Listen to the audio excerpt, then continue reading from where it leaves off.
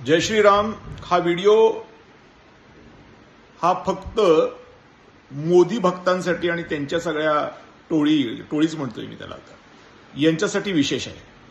भारतीय जनता पक्षासाठी नाही बरं, कारण भारतीय जनता पक्षाची स्थापना वेगळ्या विषयात झाली होती, इकडे वेगळेच विषय चाललेत. म्हणून पहिल्यांदा व्हिडिओच्या हे क्लिअर केलं बरं. मित्र, मी आता गव्हर्नमेंट ऑफ इंडियाचं बजेट पुस्तक घेऊन हातामध्ये बसलेलो आहे. दिसतंय असं की 2025 मध्ये या देशावरती 181 लाख कोटी रुपये कर्ज दिसतंय. मात्र येणाऱ्या वर्षी ते जंप होऊन 196 लाख कोटी रुपये होणार असं गव्हर्नमेंट ऑफ इंडियाच्या बजेटमध्ये लिहिलंय. म्हणजे 15 लाख कोटी आपलं कर्ज वाढणार आहे. बरं, मग 15 लाख कोटी कर्ज वाढणार आहे तर मग नैसर्गिकरित्या उत्पन्नही वाढलं पाहिजे. नाही तर कर्ज वाढत गेलं आणि उत्पन्न कमी होत गेलं तर काय करणार? आणि आता उत्पन्नाच्या फिगर तुम्हाला सांगतो, 34,67,000 कोटी रुपये आणि काही पैसेवरती हे या 24-25चं उत्पन्न यांनी दाखवले गव्हर्नमेंट ऑफ इंडियाच्या बजेट बुकमध्ये. ते प्रत्यक्षात किती आले आपल्याला माहित नाहीये, पण येणाऱ्या वर्षी त्यांनी असं सांगितलंय की 34,11,000 कोटीच उत्पन्न होणार आहे. म्हणजे सरळ 56,000 कोटी रुपये कमी मिळणार आहेत शासनाला, असं शासन स्वतः लिहून देतंय. हा काय गोंधळ चाललाय सगळा? बर, एवढंच नाही, आपण कर किती भरतोय मित्र? जवळपास 67% आपण कर भरतोय. जीएसटी झालं, इन्कम टॅक्स झालं, अमका टॅक्स, ढमका टॅक्स, उपकर, ह्याव त्याव, म्हणजे 67% कर आपण भरतोय.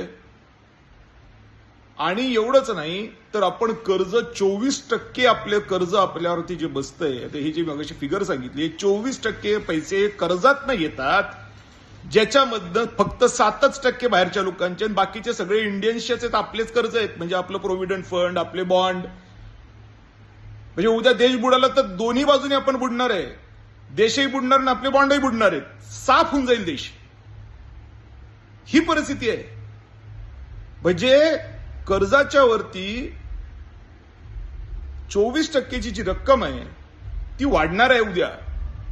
आणि म्हणून प्रत्यक्षरित्या फक्त 90%, म्हणजे 67 आणि 24 जर तुम्ही बघितलं तर 91% रक्कम ही अशी येते आणि फक्त 90% रक्कम ही रक्कम इतर स्रोतातून येते आहे. आणि म्हणून या सगळ्या पार्श्वभूमीवरती एक गोष्ट स्पष्ट आहे की या देशाला सावरायचं असेल तर आपल्याला 3 गोष्टी कराव्या लागणार आहेत. पहिली गोष्ट, हे जे कर आपण भरतोय याच्यामध्ये जे कर बुडवे आहेत ते कर बुडवे आपल्याला थांबवावे लागतील. तहसीलदारला भेटला आणि रॉयल्टी माफ करून घेतली, जीएसटी कमिशनरला भेटला आणि जीएसटी माफ करून घेतलं, मुख्यमंत्र्याला भेटला आणि हे माफ करून घेतलं, पंतप्रधानाला भेटला आणि ते माफ करून घेतलं. हे जे धंदे चालतात ना, हे बंद करावे लागतील. दुसरी महत्वाची गोष्ट, जो आपण खर्च करतो या पैशातनं, तर जवळपास 62% रक्कम, 62 ते 64% रक्कम ही आपण योजनांवरती खर्च करतो. आणि जेव्हा ही आपण योजनांवरती खर्च करतो त्यावेळेला योजना कोणत्या निघतात? साधारण तुम्हाला सांगतो, सगळ्यात जास्त खर्च असणारी योजना ही आपली अन्नधान्य पुरवठ्याची योजना. त्याच्यानंतर मिड डे मील, खिचडी, शालेय समिती शिक्षणचा अध्यक्ष व्हायचा याला, वित्त आयोग सरपंच व्हायचा याला, जलजीवन मिशन, मला ते कॉन्ट्रॅक्ट मिळाले, आता फॉर्च्युनर उचलणारच.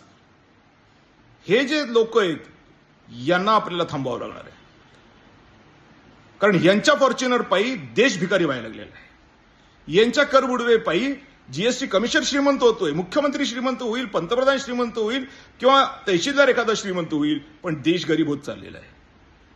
ह्याच्यातला एखादा व्यापारी श्रीमंत होईल, पण देश गरीब होत चाललाय. आणि ज्या देशाचे नागरिक श्रीमंत आणि देश गरीब असतो त्याचं काय होतंय श्रीलंकेत आपण बघितलंय. आणि तिसरी आता महत्वाची गोष्ट जी करावी लागेल, इतर स्रोतातून आपल्याला उत्पन्न वाढवावं लागणार आहे. ते कसं वाढवणार? फक्त 9% आपण मगाशी बोललोय की एकूण 91% रक्कम ही करातून आणि कर्जातून येते, उर्वरित फक्त 9% रक्कम ही इतर स्रोतातून येते. मग या 9% रकमेमध्ये आपल्याला वाढ करावं लागणार आहे. आज राज्यातले टॉप पातळीचे अधिकारी या कामाला लागलेत का त्याच्या लक्षात आले की आता काय बरोबर होणार नाही, काहीतरी करा आणि काहीतरी करा. त्यांना मी त्यांचं सॉल्युशन दिलंय. मी मागं अनेकदा बोललो होतो की शाहरुख खान सारख्यांचे बंगले फुकट वापरणं चालले, त्यांनी काहीतरी आता जुगाड केलाय म्हणून कळालंय. पण तो जुगाड त्याचा जमणार नाही, कारण कायदा आहे आणि कायद्याप्रमाणे मी पिटिशन दाखल करतोय. काय व्हायचं ते होऊ देत, कारण हा देश वाचला पाहिजे. मग करणार कोण, कारण सगळेच चोर. मग हे धाडस कोण करणार? मग आमच्यासारखे फटकेच करणार आणि आम्ही घाबरत नाही, कारण प्रभू श्रीराम आमच्या पाठीशी असणार. आम्ही कशाला घंटा घाबरणार कोणाला? जे होईल ते होईल, घोडा मैदान सामने आहे. तर हा तिसरा पर्याय जो आहे, इतर उत्पन्न वाढवणं, ते काम हर्षवर्धननी त्याचा विडा उचललाय. कारण तो क्लीन आहे, भाड्याच्या खोलीत राहतो. मला कुठं हात लावणार तुम्ही? न मला तुम्ही ईडीत पकडू शकतात ना बीडीत पकडू शकता, कारण मी त्याच्यात कुठं नाहीच आहे. जे काय आहेत ते झाले आमदार खासदार बसते तिकडे जाऊन.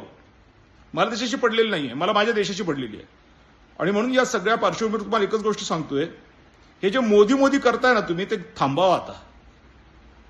कारण या मोदी या व्यक्तीने 2014 मध्ये ज्यावेळेला गादीवर बसला हा व्यक्ती, 56 लाख कोटी रुपये कर्ज होतं. आज 4 पटीने कर्ज वाढवून ठेवले आणि धादांतपणे बजेटमध्ये सांगतो की 56 हजार कोटी रुपयांनी माझं इन्कम कमी होणार आहे, जेव्हा की मी टॅक्स भरतो 67%, 24% मी लोन घेतो. कसं शक्य आहे माझ्याकडनं गव्हर्नमेंट चालवणं? कसं शक्य आहे आमच्या लोकांना, सर्वसामान्यांना न्याय मिळणं? कसं शक्य आहे पहलगाम सारखी गोष्टी थांबवणं? आणि म्हणून आता एकत्र येऊया आणि हा लढा देऊया. ज्यांना बीजेपीमध्ये राहायचंय जरूर राहा, माझं म्हणणं नाही कोणीकडे जायचं, पण या मोदीच्या नादाला लागू नका, यांच्या टोळक्याच्या नादाला लागू नका. यांनी देश बुडवलाय. धन्यवाद.